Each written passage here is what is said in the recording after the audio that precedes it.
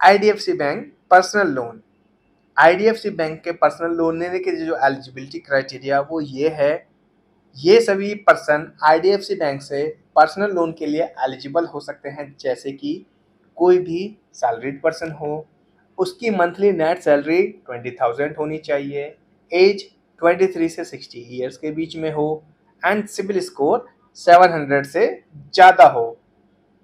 Loan criteria, अगर person eligible है तो लोन के लिए जो क्राइटेरिया रहेगा वो होगा कि लोन अमाउंट 1 लाख से 40 लाख तक का मिल सकता है, रेट ऑफ इंटरेस्ट 10.49% से 20% तक का हो सकता है, लोन का जो टेन्योर रहेगा वो 12 मंथ से 60 मंथ तक का हो सकता है, और आईडीएफसी में प्रोसेसिंग फीस जो है वो लोन अमाउंट का 2% तक हो सकती है।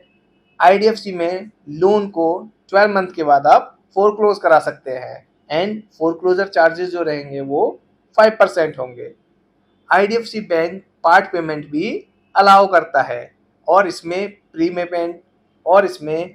पेमेंट भी कर सकते हैं, बट 12 मंथ्स के बाद ही।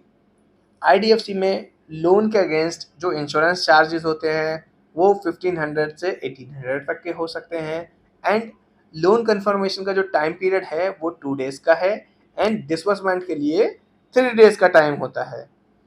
अब कुछ इम्पोर्टेंट पॉइंट्स, जैसे कि सैलरी मोड, अगर salary NEFT mode, IMPS, cheque या कंपनी ट्रांसफर मोड से रिसीव हो रही है तो एप्लीकेंट एलिजिबल है, लेकिन अगर सैलरी कैश में या यूपीआई से रिसीव हो रही है तो एप्लीकेंट नॉट एलिजिबल है। Next is negative industries. IDFC bank के अकॉर्डिंग कुछ नेगेटिव इंडस्ट्री हैं, जैसे कि अगर एप्लीकेंट डिफेंस में, पुलिस में या किसी एनजीओ में वर्किंग है तो लोन के लिए एलिजिबल नहीं है। अब आते हैं वर्क एक्सपीरियंस पे।